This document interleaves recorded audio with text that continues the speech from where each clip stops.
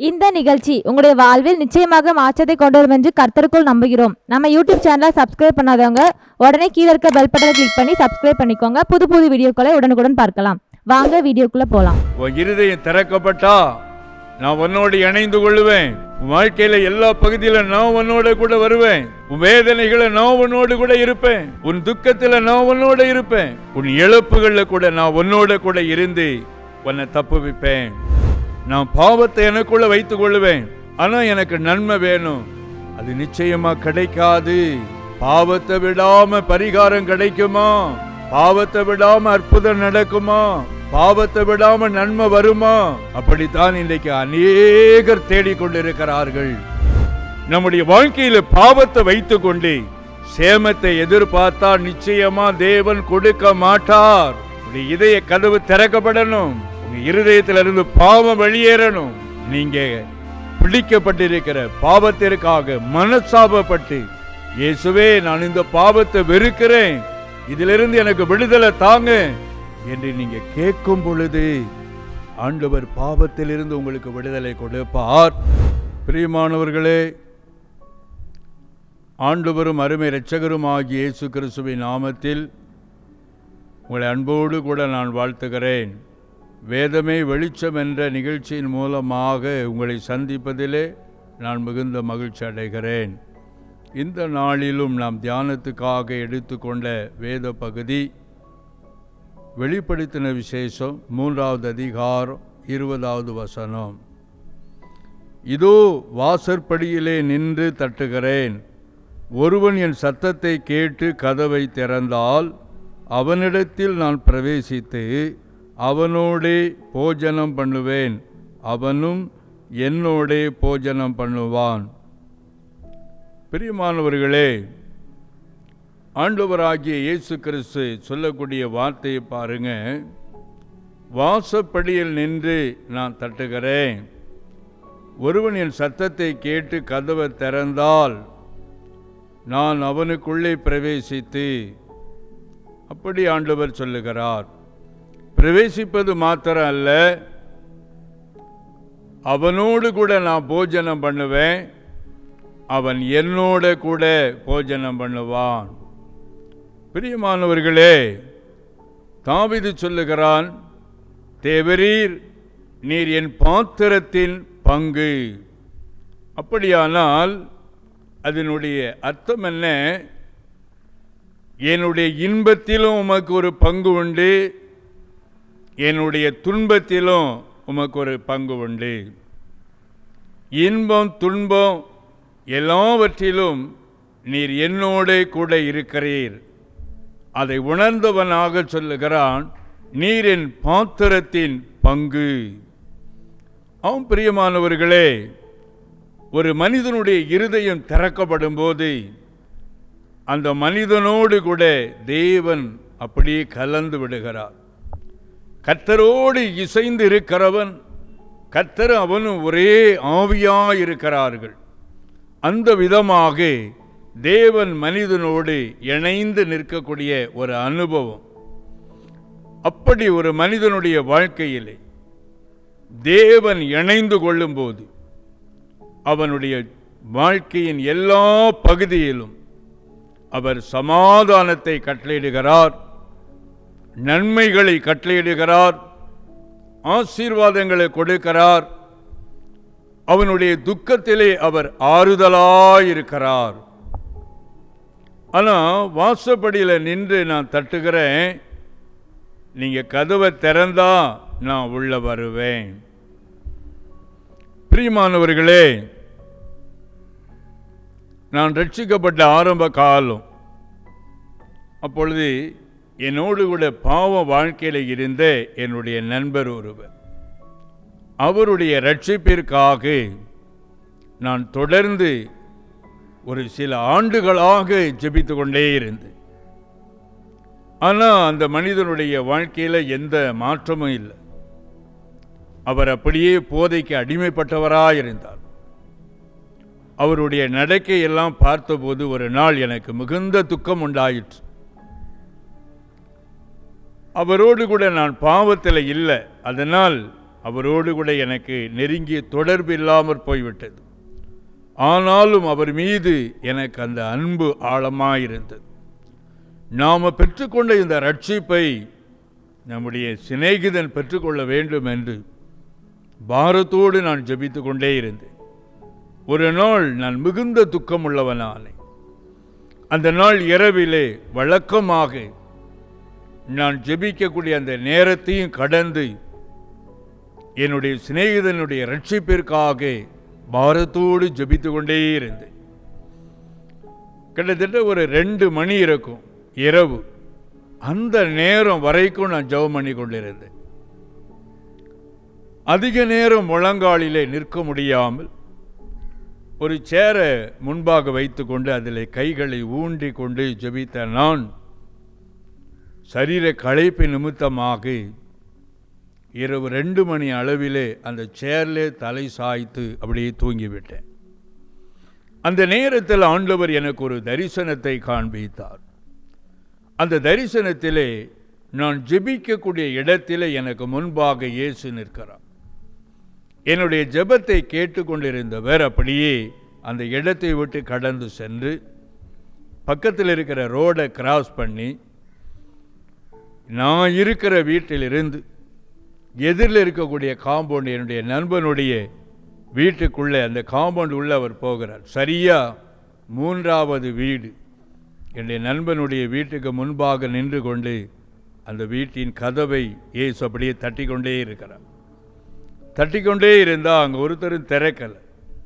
அப்பொழுது இயேசு அந்த தரிசனத்தில் என் பக்கமாய் திரும்பி பார்த்து, மகனே, நீ எப்பொழுதெல்லாம் ஜெபிக்கிறாயோ அப்பொழுதெல்லாம் உன் சிநேகிதனுடைய இருதய கதவை நான் தட்டிக்கொண்டே இருக்கிறேன். ஆனால் திறக்கப்படவில்லையே. அவன் திறந்தால் நான் அவனை ஆசீர்வதிப்பேன்.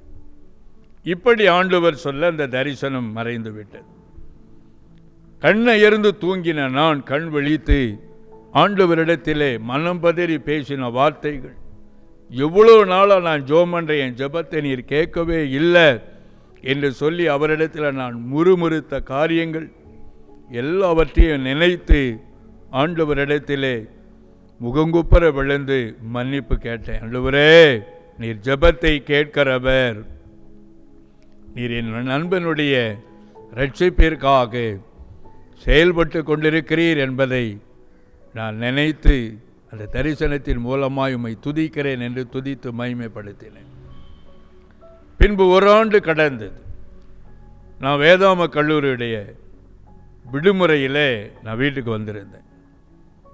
அந்த சமயத்தில் ஜன நெருக்கடியாக போய்கொண்டிருந்த ஒரு ரோடு, அதில் என்னுடைய நண்பனை போல தோற்றமுள்ள ஒரு நபர் சைக்கிளில் பின்பகுதியில் பைபிளை வைத்து கொண்டு அப்படியே சைக்கிளில் போகிறது போல் பார்த்தேன். கூர்ந்து பார்த்தா என்னுடைய நண்பர். வேகமாக அந்த டிராஃபிக் உள்ளே ஓடினேன். ஓடி போய் என்னுடைய நண்பனுடைய சைக்கிளை பிடித்து அப்படியே நிறுத்தினேன்.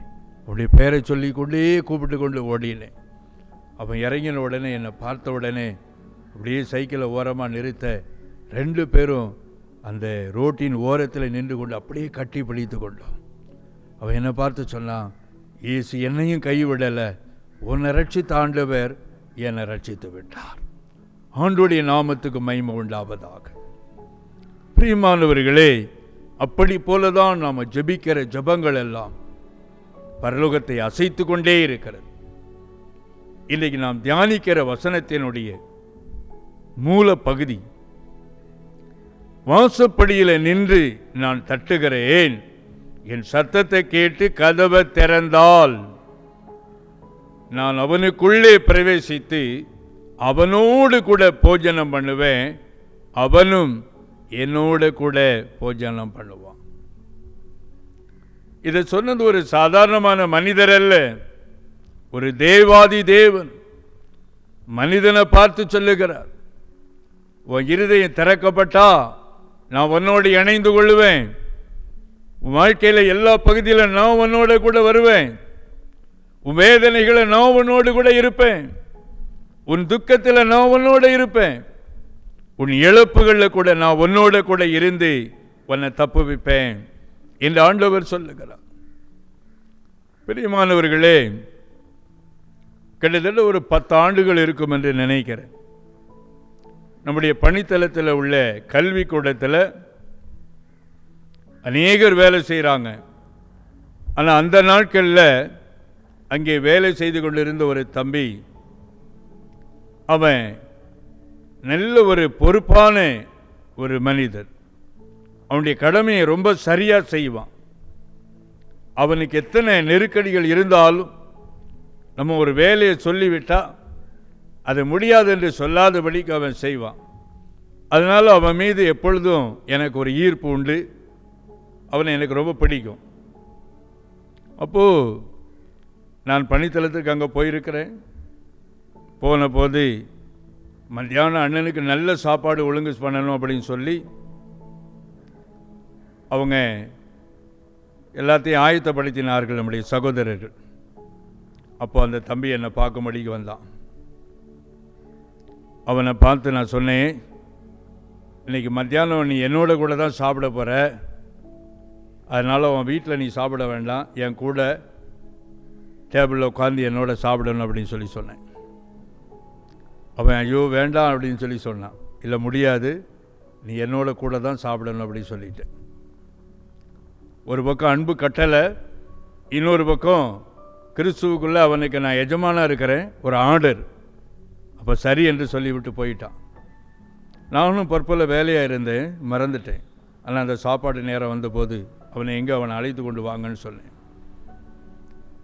நான் டைனிங் டேபிளில் உட்கார்ந்துருக்கிறேன். அவனுக்காகவும் சாப்பாடெல்லாம் எடுத்து வச்சிருக்கிறாங்க. அவன் அங்கே வெளியில் நின்று கொண்டு இருக்கிறான். பொதுவாக என்னை பார்த்தா தலை குனிந்து வணக்கம் சொல்லுவான். ஆனால் இப்போ என் கூட உட்காந்து சாப்பிடணும், கிட்ட வா அப்படின்னு சொல்லி சொன்னேன். அவன் சொன்னான், ஐயா வேண்டாம், உங்கள் பக்கத்தில் உட்காந்து சாப்பிட எனக்கு தகுதி இல்லை. நீங்கள் ஒரு தேவனுடைய மனிதன், நான் ஒரு பாவி. தயவுசெய்து அந்த இடத்துல நான் உட்காந்து சாப்பிடலை, அப்படியே அந்த தட்டை கொடுத்துருங்க, நான் வெளியில் உட்காந்து சாப்பிட்றேன் ஐயா, அதுதான் சரியானது. உங்கள் கூட உட்காந்து என்னால் சாப்பிட முடியாதுன்னு சொன்னான். இல்லை இல்லை, நீ இன்னைக்கு என் கூட தான் சாப்பிடணும், வா என்று சொல்லி அவனை கூப்பிட்ட உடனே சகோதரர்கள் கையை பிடித்து இழுத்து கொண்டு உட்கார வைத்தார்கள். எல்லாமே விதவிதமாக சாப்பாடு இருக்குது. ஆனால் அதை பார்த்த உடனே அவன் மகிழ்ச்சியோடு சாப்பிட்றத விட அந்த இடத்துல உட்கார்ந்து அப்படியே கண்ணீர் வடித்து அழ ஆரம்பித்தான். என்ன கண்ணீர் என்றால் ஆனந்த கண்ணீர். ஏன் அழுற என்று கேட்டேன். ஐயா, நான் இப்படியெல்லாம் இருந்து சாப்பிடணுமா? அதுவும் உங்களுக்கு முன்னால் இருந்து சாப்பிடணுமா? இது எனக்கு தகுமா? எனக்கு இது தகுதியா? அதை நினைத்து தான் நான் அழுதேன் என்று சொன்னான். நாம் பிரியமானவர்களே, நம்முடைய ஆண்டவரை கொஞ்சம் சிந்தித்து பாருங்க. அவர் எத்தனை பரிசுத்தமுள்ளவர், எத்தனை மகத்துவமுள்ள ஆண்டவர். அந்த ஆண்டவர் சொல்லுகிறார், உன் இதய கதவை திறந்தால் நான் உள்ள வருவேன், நான் உன்னோடு இணைந்து கொள்வேன் மகனே, நான் உன் பாத்திரத்தின் பங்காயிருப்பேன், உனக்கு வேதனையா நான் உன்னோட இருப்பேன். இயேசு மார்த்தாள் மரியாளுடைய சம்பவத்திலே மரியாளை குறித்து மார்த்தாள் இடத்திலே சாட்சி கொடுத்தார். மார்த்தாளே மார்த்தாளே, நீ அநேக காரியத்தை குறித்து கவலைப்பட்டு கலங்குகிறாய், தேவையானது ஒன்றே, மரியாள் தன்னை விட்டு எடுபடாத நல்ல பங்கை தெரிந்து கொண்டாள். என்ன பங்கு? இயேசுவோடு அவள் இருந்ததினாலே, இயேசுடைய சமூகத்திலே அவள் காத்திருந்ததினாலே, எப்பொழுதும் தேவ சமூகத்திலே அவள் தரித்திருந்ததினாலே, வேதத்தின் மீது பிரியமுள்ளவளாய் இருந்தபடியினாலே அவளோடு கூட இயேசு இணைந்து கொண்டார். இயேசு அவளுடைய பாத்திரத்தின் பங்காய் மாறினார். அதனால தான் லாசரு மரித்து விட்டான் என்ற செய்தியை கேள்விப்பட்ட போது இயேசு அந்த பெத்தானியா கிராமத்திற்கு கடந்து வந்தார். மரியாள் இயேசு இருக்கிற இடத்தை கேள்விப்பட்டு ஓடி வந்த போது அவள் இயேசுவை பார்த்து அழுதாள். இயேசுவே, நீர் இங்கே இருந்தீரானால் என் சகோதரன் லாசரு மரித்திருக்க மாட்டானே. அவள் அழுவதை பார்த்து, கூட வந்திருக்கிறவர்கள் கண்கள் கலங்கியிருப்பதை பார்த்து இயேசுவும் கலங்கி அவர் கண்ணீர் வடித்தார். உலகத்தில் எந்த தெய்வமும் கண்ணீர் வடித்ததா நீங்க கேள்விப்பட முடியாது. இயேசு கண்ணீர் வடித்தார். என் மக இவ்வளவு துக்கப்படுறாளே, என் மக எவ்வளவு ஒரு வேதனை அனுபவிக்கிறா, அவ இழப்புகளோடு கூட நிற்கிறாளே என்று இயேசு அவளை பார்த்து அவளுக்காக கண்ணீர் வடித்தார். அந்த ஆண்டவர் சொல்லுகிறார், என் பிள்ளையே, நீ ஏன் கலங்குற? நீ ஏன் தனிமையா போராடி கொண்டிருக்கிற? உன் இதய கதவை திற, நான் உன்னோடு கூட வருகிறேன். உன் வாழ்க்கையில நான் வருகிறேன், உன்னோடு நான் இணைந்து கொள்ளுகிறேன். நான் உன்னோடு கூட வரும்போது உன்னை எல்லா விதமான வேதனைகளிலிருந்து நான் உன்னை பாதுகாப்பேன். பிரியமானவர்களே, நம்மை பெற்றவர்களாய் இருந்தால் அவர்கள் ஒரு குறிப்பிட்ட பகுதியோடு முடிந்து விடுவார்கள். நம்முடைய பிள்ளைகளாய் இருந்தாலும் அவர்களும் நம்மை விட்டு தூரப்பட்டு போய் விடுவார்கள். ஸ்கூல்ல படிக்கிற காலம் வரைக்கும் வேணா பிள்ளைகள் நம்மோட கூட இருப்பாங்க. கல்லூரி படிப்பு என்று தொடரும் போது அவங்களுடைய வாழ்க்கை ஹாஸ்டலில் துவங்கும். படித்து முடித்தா வேலைக்கு போவாங்க, வெளியில் தங்கி இருப்பாங்க. அதோடு நம்மை விட்டு பிரிந்து தூரமாய் போய் விடுவார்கள். இன்னும் அவர்கள் குடும்பமாக்கப்பட்டால் அவர்கள் பாரத்தை சுமப்பதே அவர்களுக்கு பெரிதான காரியமாக இருக்கும். ஆனால் நம்முடைய வாழ்க்கையிலே மரண பரியந்தும், மரணத்தை கடந்தும் நம்மோடு கூட வரக்கூடியவர் ஒருவர், அவர் ஆண்டவர் இயேசு. அவர் நம்மோடு கூட வருவார், அவர் உங்களோடு கூட வருவார். அவர் உங்களோடு கூட வர வேண்டுமானால் அவர் சொல்லும் ஒரே ஒரு வார்த்தை, உன் இதய கதவு எனக்காய் திறக்கப்பட வேண்டும். இதய கதவு திறக்காவிட்டால் நான் உன் வாழ்க்கையில் நன்மையை கொண்டு வர முடியாது.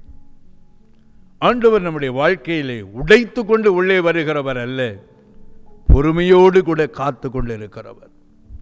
பாவம் என்று தெரிந்தும் அதிலே வாழ்ந்து கொண்டிருப்பது, இது தவறு என்று தெரிந்தும் அதிலே மூழ்கி இருப்பது, மீறுதல் என்று தெரிந்தும் அதிலே சாய்ந்து இருப்பது. ஆண்டவர் துக்கப்படுகிறார். நம்முடைய மனமாற்றத்திற்காக காத்துக்கொண்டே இருக்கிறார். மனம் திரும்புகிற ஒரு பாவிய நிமித்தம் பரலோகத்திலே மிகுந்த சந்தோஷம் உண்டாயிருக்கும். மிகுந்த சந்தோஷம். ஆம் பிரியமானவர்களே, நான் பாவத்தை எனக்குள்ள வைத்துக் கொள்வேன், ஆனால் எனக்கு நன்மை வேணும், அது நிச்சயமா கிடைக்காது. பாவத்தை விடாம பரிகாரம் கிடைக்குமா? பாவத்தை விடாம அற்புதம் நடக்குமா? பாவத்தை விடாம நன்மை வருமா? அப்படித்தான் இன்றைக்கு அநேகர் தேடிக்கொண்டிருக்கிறார்கள். ஆனால் அப்படி அல்ல. ஒரு மனிதனுடைய வாழ்க்கையிலே பாவம் வெளியே போகும்போது நன்மை அவன் வாழ்க்கையில கடந்து வரும். பாவத்தை விட்டுவிட ஒரு மனிதன் தீர்மானம் எடுக்கும்போது இயேசு அவனுடைய கரத்தை இறுகமாய் பிடித்துக் கொள்ளுவார். பாவத்திலே நிலை கொண்டு இருக்கும் வரைக்கும் இயேசுவால் உங்களுக்கு ஒரு நன்மையை செய்ய முடியாது. ஆம் பிரியமானவர்களே, உங்கள் இதய கதவு திறக்கப்பட வேண்டும். ஊழியத்துடைய ஆரம்ப காலம், வெளியே மீட்டிங்காக போகிற இடங்களில் சந்திக்கக்கூடிய பிரச்சனைக்குரிய ஜனங்கள், பிள்ளை சூனிய கட்டுகளில், மாந்திரிகத்தின் பிடியில், பிசாசின் பிடியில் காணப்படுகிற மக்கள் அவர்களுடைய முகவரியை வாங்கி என்னோடு கூட இருக்கிற உடன் ஊழியர்கள் கொண்டு வருவாங்க. மாதத்தில் ஒரு நாள் உபவாசித்து நான் சந்தித்த பிரச்சனைக்குரிய மக்களை வரவழைத்து அவர்களுக்காக ஜெபம் பண்ணுவது என்னுடைய வழக்கமாக இருந்தது. நான் முந்தின இரவிலே உபவாசித்து அவர்களுக்காய் காத்து கொண்டு இருப்பேன். பிரச்சனைக்குரிய மக்கள் வருவார்கள். இயேசு அவர்களை சுகமாக்க, இயேசு அவர்களை ஆசீர்வதிக்க, பிசாசின் படியிலிருந்து விடுதலையாக்கி நன்மைகளை அனுபவிப்பதை நான் பார்த்திருக்கிறேன். அப்படி அநேகர் வருவார்கள். ஒரு முறை வந்தாலே அவர்கள் விடுதலை பெற்று போவதை நான் பார்த்திருக்கிறேன். ஒரு குறிப்பிட்ட இளம் வயதுள்ள சகோதரி 3 அல்லது 4 மாதங்கள் தொடர்ந்து வந்தாங்க. ஆனால் அவங்க வாழ்க்கையில் எந்த ஒரு விடுதலையும் இல்லை. பில்லிசூனியத்தின் போராட்டத்தில் அசுத்தாவில் அலக்கழித்து ஆடுவாங்க. ஆனால் பிசாசு அவங்கள விட்டு வெளியே போகலை. அவர்களுக்காக நான் மிகுந்த பாரத்தோடு ஜெபித்தேன். மறுபடியும் இன்னொரு மாதம் குறிப்பிட்ட அந்த உபவாச நாள் வரும்போது முந்தின இரவிலே உபவாசித்த நான் காத்து கொண்டிருந்தேன். அந்த நாள் இரவிலே தானே அதிகாலையிலே ஆண்டவர் எனக்கு ஒரு தரிசனத்தை காண்பித்தார். அந்த இளம் வயதுள்ள சகோதரியினுடைய வீட்டிற்கு நான் கடந்து போகிறேன். அங்கே போகும்போது அவர்கள் என்னை மிகுந்த சந்தோஷத்தோடு வரவேற்று என்னை அவர்கள் வீட்டினுடைய ஹாலிலே இருக்கையிலே உட்கார வைக்கிறாங்க. அவங்க ரொம்ப சந்தோஷம். அண்ணன் வந்துட்டாங்களா, அப்படியே அவங்க செய்வதறியாது விழிக்கிறாங்க, பதறாங்க. அவ்வளோ ஒரு மகிழ்ச்சி. உள்ளே ஓடினாங்க. அண்ணா நான் ஒரு டீ கொண்டு வரேன் அப்படின்னு சொல்லிட்டு எதிரில் இருக்கிற சேரில் ஒருத்தர் உட்கார்ந்து நியூஸ் பேப்பர் வாசித்து கொண்டு இருந்தார். அந்த வீட்டுக்குள்ளே நான் போனது முதற்கொண்டு அவர் என்னோடு பேசவும் இல்லை, அவருடைய முகத்தை என்னால் பார்க்கவும் முடியல.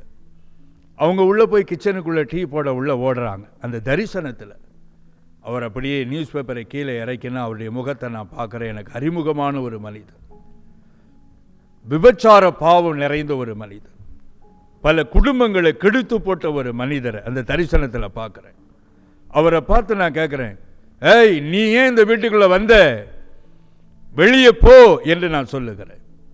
அவனும் நீ எப்படி இந்த வீட்டுக்குள்ளே வந்த, உன்னை விட இந்த வீட்டில் எனக்கு அதிகாரம் இருக்குது, நீ சொல்லி என்னால் போக முடியாது, அவ சொன்னால் நான் போகிறேன் என்று சொல்லிவிட்டு மறுபடியும் நியூஸ் பேப்பரை வாசித்து கொண்டே இருக்கிறான். அவர்கள் டீ போட்டு எடுத்துகிட்டு வர்றாங்க. வந்துட்டு அந்த மனிதரை அவர்கள் அறிமுகப்படுத்துகிறாங்க. எனக்கு எல்லாமே இவர் தான் பிரதர், என் கணவர் என்னை விட்டு போன பிறகு எனக்கு எல்லாமே இவர் தான் என்னை நல்லா பார்த்து கொள்ளுகிறார் என்று அந்த மனிதனை குறித்து சொல்ல அந்த தரிசனம் முடிந்து விட்டது.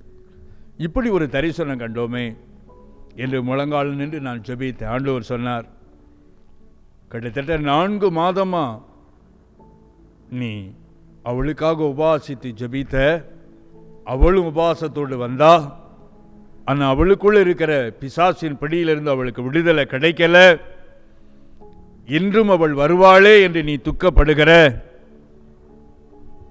அவள் பாவத்தோடு வாழ்வதினாலே என்னால் அவளுடைய வாழ்க்கையில் ஒரு நன்மையை கொண்டு வர முடியல என்று ஆவியானவர் என்னோடு பேசினார்.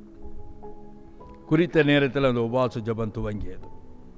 அப்படிப்பட்ட பிரச்சனை உள்ள மக்கள் வந்தாங்க. அந்த சகோதரியும் வந்து கலந்து கொண்டார்கள். அதே போல் அவங்க பிசாசின் படியில் கூட்டத்தின் முடிவுகளை அலக்கழித்தார்கள். ஆனால் அந்த பிசாசு வெளியே போகலை, போக முடியாது என்று சொன்னது. கொஞ்ச நேரத்தில் சுகமானவங்க எல்லாம் கடந்து போகிறாங்க. அந்த சகோதரி என்னை பார்த்து சொன்னாங்க, அண்ணா நீங்கள் எனக்காக ரொம்ப அதிகமாக உபாசிக்கணும்னு நினைக்கிறேன், எனக்குள்ளே இருக்கிற பிசாசு ரொம்ப அது பவர்ஃபுல்லான பிசாசாக இருக்குது, ஆனால் என்னன்னே தெரியல என்று சொல்லி அவர்கள் புலம்பினார்கள். அப்பொழுது நான் அவர்களை பார்த்து சொன்னேன், உங்களுடைய கணவர் எங்கே என்று நான் கேட்டேன். கணவர் தான் என்னை விட்டு போயிட்டாரே, அவர் போய் தான் 2 வருஷம் ஆச்சு, நான் ஏற்கனவே சொல்லியிருக்கிறேனே என்று சொன்னார். அப்படியானால் இப்பொழுது இருக்கிறவன் என்று கேட்டேன். அவங்க அப்படியே வெட்கப்பட்டு போயிட்டாங்க. அவங்களால எந்த பதிலும் சொல்ல முடியல. அப்படியே தலை குனிந்து நின்றார்கள். மறுபடியும் அவர்களுக்காக ஜெபம் பண்ணி நான் அனுப்பிவிட்டேன். அதற்கு பிற்பாடு நான் அவர்களை பார்க்கவே இல்லை. நம்முடைய வாழ்க்கையில் பாவத்தை வைத்துக் கொண்டு சேமத்தை எதிர்பார்த்தா நிச்சயமா தேவன் கொடுக்க மாட்டார். உடைய இதய கதவு திறக்கப்படணும். உங்க இருதயத்திலிருந்து பாவம் வெளியேறணும். நீங்க பிடிக்கப்பட்டிருக்கிற பாவத்திற்காக மனசாபப்பட்டு, இயேசுவே நான் இந்த பாவத்தை வெறுக்கிறேன், இதிலிருந்து எனக்கு விடுதலை தாங்க என்று நீங்க கேட்கும் பொழுது ஆண்டவர் பாவத்திலிருந்து உங்களுக்கு விடுதலை கொடுப்பார். உங்களோடு இணைந்து கொள்ளுவார். உங்கள் பாரத்தை அவர் சுமப்பார். உங்கள் துக்கத்திலே அவர் பங்கு கொள்ளுவார், உங்கள் சந்தோஷத்திலும் அவர் இருப்பார், உங்கள் நெருக்கத்திலும் அவர் இருப்பார். அவர் உங்கள் பாத்திரத்தின் பங்காக, உங்க வாழ்க்கையின் ஒரு பகுதியாக உங்க வாழ்க்கையில வர விரும்புகிறார். இந்த இயேசுவுக்கு உங்கள் இருதயம் திறக்கப்படுமா? இல்லை அடைக்கப்பட்ட நிலையிலேயே நன்மையை எதிர்பார்த்து கொண்டிருப்பீர்களா? எத்தனை காலம் சிந்தித்து பாருங்கள். உங்கள் அக்கிரமங்களே உங்கள் பிதாவாகிய தேவனுக்கும் உங்களுக்கும் நடுவாக பிரிவினையை உண்டாக்கக்கூடியதாக இருக்கிறது. அவர் இரக்கமும் மன உருக்கமும் உள்ளவர், உங்களுக்காக பரிதபிக்கிற ஆண்டவர். என் பிள்ளை இவ்வளவு வேதனையில் இருக்கிறாளே, என் பிள்ளை இவ்வளவு தரித்திரத்தில் இருக்கிறாளே, என் பிள்ளை எவ்வளவு நிந்தையை அனுபவிக்கிறா, அவளுக்கு நான் எப்படியாவது உதவி செய்யணுமே, ஆனா அவ என்னை உதவிக்கு அழைக்கவில்லையே, அவன் என்னை உதவிக்காக அழைக்கவில்லையே என்று இயேசு வேதனையோடு கண்ணீரோடு உன்னை பார்த்து கொண்டே இருக்கிறார். இன்று உன் இருதயம் திறக்கப்படுமா மகளே? உன் இருதயம் திறக்கப்படுமா மகனே? இயேசு உன்னை தொட்டு விடுதலையாக்க, இயேசு உன் வேதனைகளிலிருந்து உன்னை விடுவிக்க, இயேசு உன்னை சமாதானத்தினால நிரப்ப, நீ இருக்கிற இடத்துல இயேசு கடந்து வந்திருக்கிறார். இந்த இயேசு உனக்கு வேண்டுமா? சகோதரனே, இந்த இயேசு உனக்கு வேண்டுமா? சகோதரியே, இந்த இயேசு உனக்கு வேண்டுமா? உன் இருதயம் திறக்கப்படுமாலா? இயேசு வாழ்க்கையில உள்ளே வருவார். நான் உனக்காக, நான் உங்களுக்காக ஜெபிக்க போகிறேன். கிருபை நிறைந்த ஆண்டவரே, நன்றியோடு கூட உம்மை துதிக்கிறோம், உம்மை ஸ்தோத்திரிக்கிறேன். நீர் எத்தனை அன்புள்ளவர், நீர் எத்தனை இரக்கமுள்ளவர், நீர் எத்தனை மனதுருக்கமுள்ள ஆண்டவர். உம்முடைய பிள்ளைகள் படுகிற வேதனையை நீர் பார்க்கிறீர், அவர்கள் கண்ணீரை நீர் பார்க்கிறீர், அவர்களை விடுதலையாக்க உம்முடைய உள்ளம் துடிக்கிறது. ஆனால் ஒரு மனிதனுடைய பாவம் அங்கே தடையா இருக்கிறது. இயேசுவே, நான் ஒரு பாவி, இயேசுவே, நான் ஒரு பாவி, என் பாவத்தை மன்னியும் என்று கூப்பிடுகிற ஒவ்வொரு உள்ளமும் அங்கே திறக்கப்படுகிறது. இயேசு அங்கே உள்ளே வருகிறார். ஓ லார்ட், நன்றி நன்றி.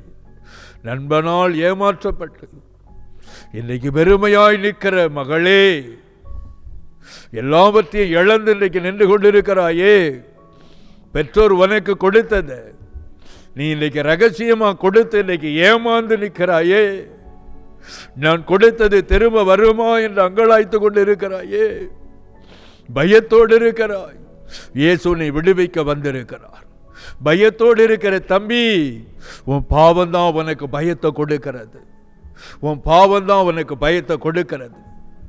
பாவத்தில் உன்னோடு கூட பங்கு கொண்ட நபர் என்னை காட்டி கொடுத்து விடுவாளோ, எனக்கு ஏதாயிலும் தீங்கு நடக்குமோ என்று நீ அஞ்சி கொண்டிருக்கிறாய்.